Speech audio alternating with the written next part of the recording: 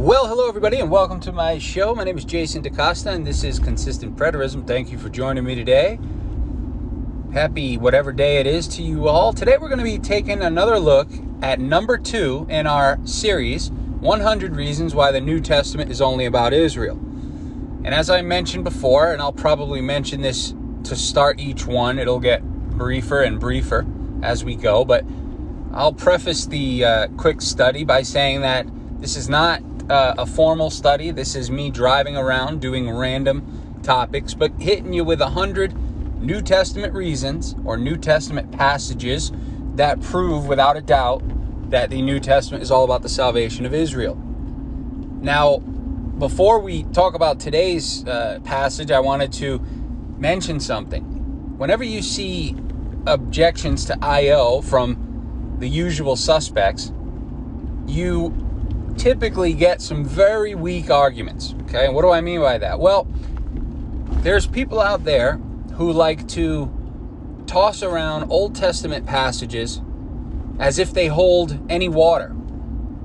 They go back to passages that are clearly about the Old Covenant, clearly about Israel's old temple age, clearly about people bringing sacrifices and animal offerings and all sorts of stuff, or animal sacrifices and offerings to the temple. And it's clearly all Old Covenant related things.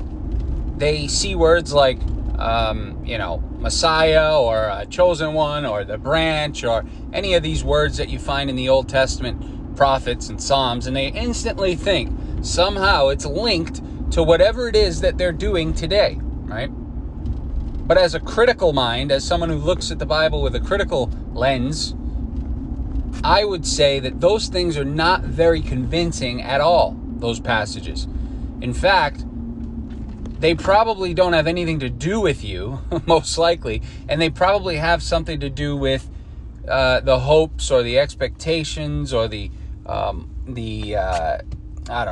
goals of the person who was writing them.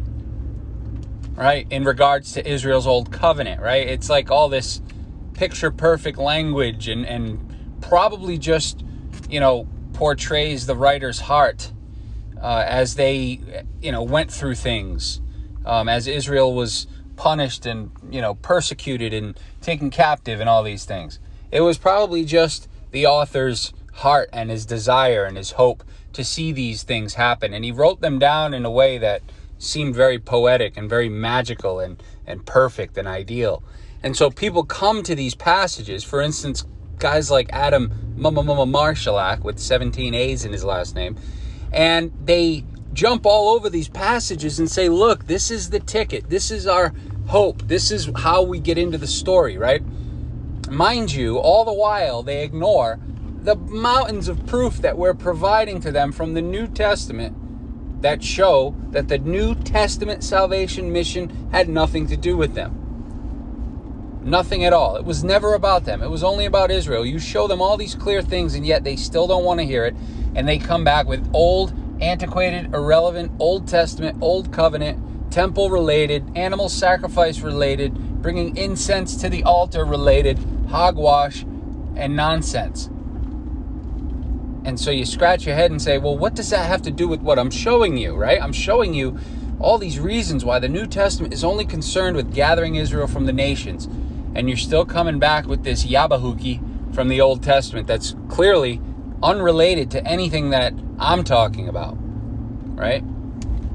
They like to, throw out the word nations. They'll find it in the Old Testament and they'll jump all over it and say, look, this is what's going on today. But it doesn't match what the New Testament said, right? The New Testament mission and salvation and entrance into the heavenly kingdom was only relevant to that last days period. It only had to do with those in focus during that time. And so I just want to point that out when I'm giving these 100 reasons, and there's been way more, but 100 reasons why the New Testament is only about Israel. You got to pick up on the power of these points, folks.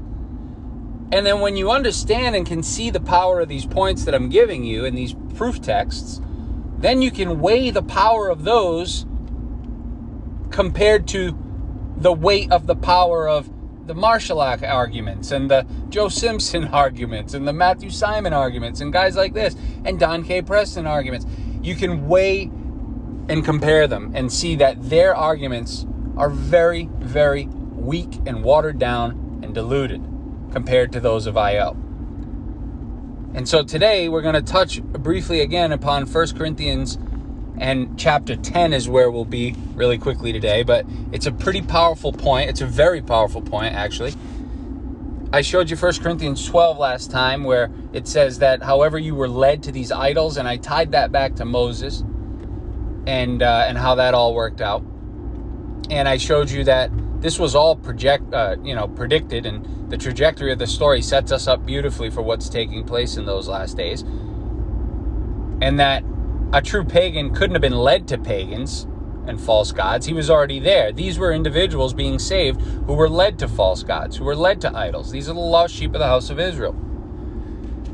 And so I showed you that. But look at 1 Corinthians chapter 10. Now, mind you, this is the same letter as the one I just read to you a couple days ago, right, in number 1. But here we go. 1 Corinthians 10, verse 1. Moreover, brethren, there's that term brethren again, I do not want you to be unaware that all of our fathers were under the cloud, all passed through the sea, all were baptized into Moses in the cloud and in the sea, all ate the same spiritual food and drank the same spiritual drink.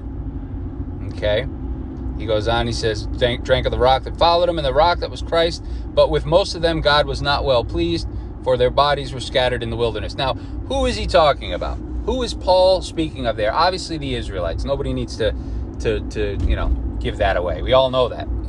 But notice, as he's writing to the Corinthians, he's telling them that all of our fathers, collectively, Paul and his recipients, collectively, all of our fathers passed through the Red Sea, were baptized into Moses. Well, if the Israelites were the ones that the story portrays as being baptized into Moses and passing through the Red Sea and followed by the cloud and protected and all that, well, then clearly Paul is writing to descendants of Israel here. All of our fathers. These are descendants of Israel that were led away to idols, and they were living in Corinth. However, they were led. Paul goes on and he says, now all these things became our examples to the intent that we should not lust after such things, blah, blah, blah, and do not become idolaters as our fathers were. Then he goes on, he says, nor let us tempt Christ as some of them tempted and were destroyed by serpents, nor complain as some of them did, but now were destroyed. Now look what he says. He says, now all these things happened to them as examples, and they were written for our admonition, upon whom the ends of the ages have come.